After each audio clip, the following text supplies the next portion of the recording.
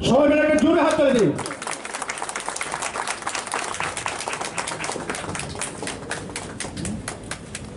মহোদয়, ক্রীড়া সম্পাদক শান্তনু দাস মহোদয়,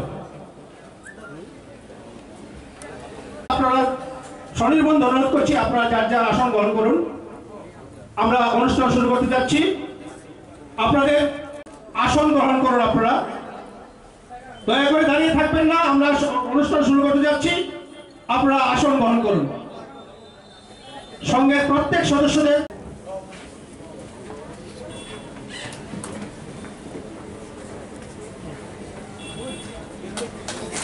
এই রক্তদান শিবির অনুষ্ঠানটা করতে গিয়ে আমাদের কিছু অভিজ্ঞতা হয়।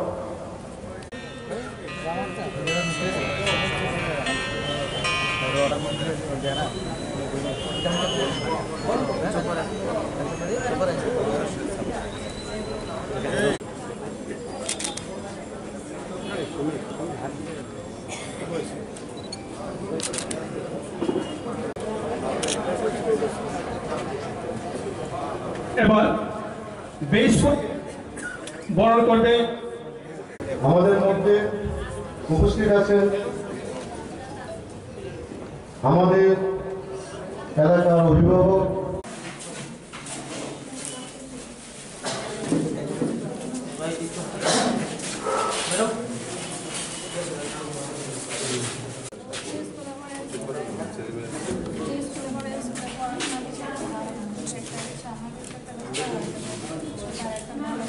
এই বিষয় অফিসার স্যার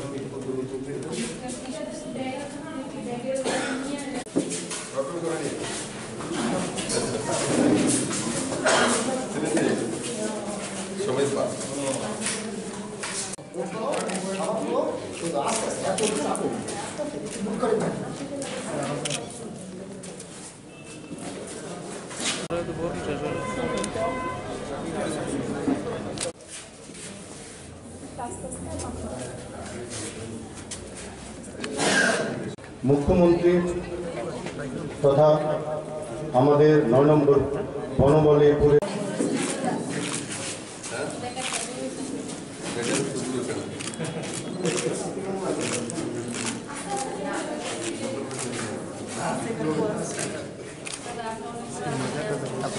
আরো সামনে যান। আমাদের অনুষ্ঠান ইতিমধ্যে শুরু হয়ে গেছে। এখন অতিথিবর্গের মূল্যবান ভাষণ শোনার জন্য আমরা নির্দিষ্ট আসন গ্রহণ করবো, এই আশা রাখছি।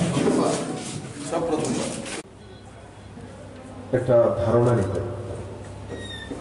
স্বাস্থ্য পরিষেবা যে কোনো একটা সরকারের প্রধান দায়িত্ব হয়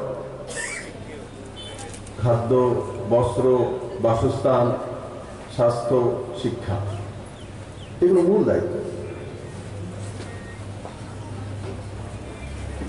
স্বাস্থ্য পরিষেবাকে ঢেলে সাজানোর জন্য এই সরকার কাজ করছে।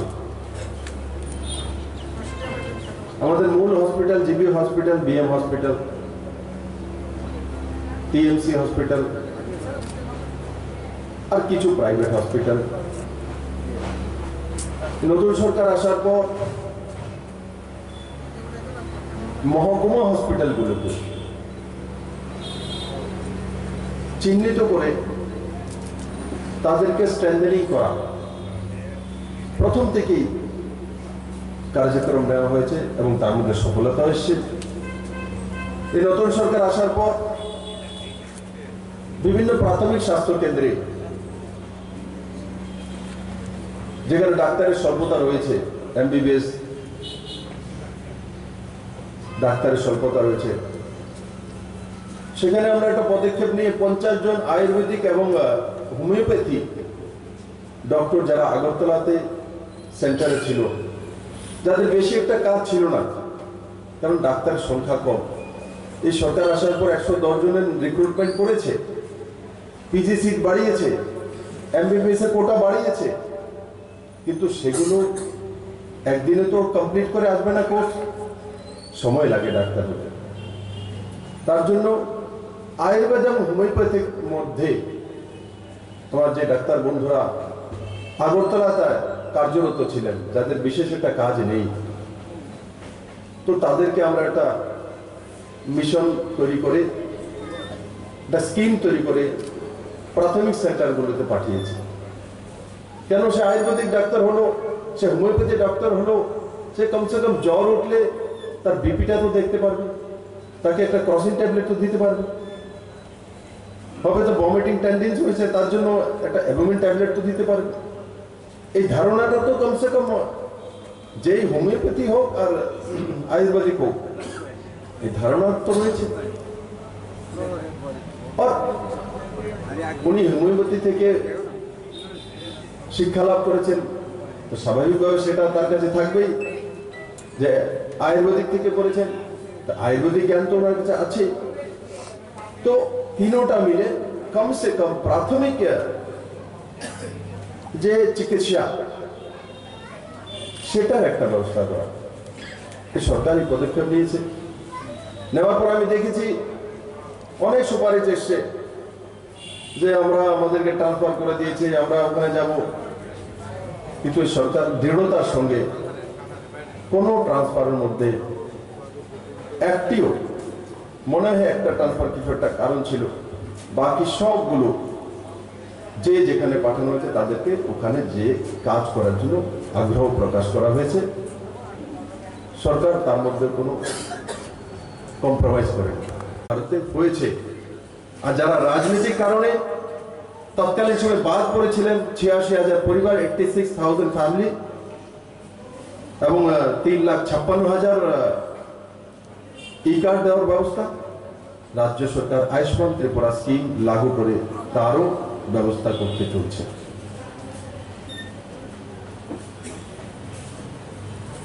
আমি সমস্ত ত্রিপুরাবাসীকে এই মঞ্চ থেকে আহ্বান করব যে কোনো হসপিটালে চিকিৎসার জন্য যখন যাচ্ছেন, জিবি হসপিটালে হোক বা ডিস্ট্রিক্ট হসপিটালে হোক বা মহকুমা হসপিটালে হোক, সেখানে ব্যবস্থা রয়েছে। আপনি যে হসপিটালে গিয়েছেন, তো আপনি যদি সেই আয়ুষ্মান কার্ড পাওয়ার যোগ্য ব্যক্তি, তো ওখানে ডাক্তারকে বলা আমার আয়ুষ্মান কার্ডটা তৈরি করে দিন, ই কার্ডটা, সেখানে ব্যবস্থা রয়েছে। হসপিটালে গিয়েছেন তো ই কার্ড ছাড়া না আসা। যারা এপিএল রয়েছেন বা তাদুর্দ রয়েছেন তাদের জন্য ব্যবস্থা নেই, কিন্তু যারা তার প্রাপক, ত্রিপুরাতে প্রায় 68 থেকে 70% লোক পেতে পারে ই কার্ড, বড় অংশের মানুষ। তো হসপিটালে যাওয়ার পর যদি ডাক্তার নাও বলে, যদি ওখানকার টেকনিশিয়ান নাও বলে, নিজের কাছ থেকে বলা আমার আয়ুষ্মান কার্ডটা করে দিন, এটা আমার বিপিএল কার্ড, এটা আমার ইনকাম সার্টিফিকেট এবং এই আমার পরিচয়। কমসে কম আয়ুষ্মান কার্ডটা যাতে নিজের পকেটে থাকে। মনে রাখবেন, আয়ুষ্মান কার্ড আপনার পকেটে রয়েছে মানে নরেন্দ্র ভাই মোদী 5 লাখ টাকা আপনার পকেটে আছে, 5 লাখ টাকা। আমাদের পকেটে যদি 500 টাকা, 1000 টাকা, 2000 টাকা থাকে, তো আমাদের একটু পকেটটা গরম থাকে, শরীরটা ভালো থাকে, মুড ভালো থাকে। আমার জীবনে প্রথম যখন পার্স কিনেছি, মার কাছে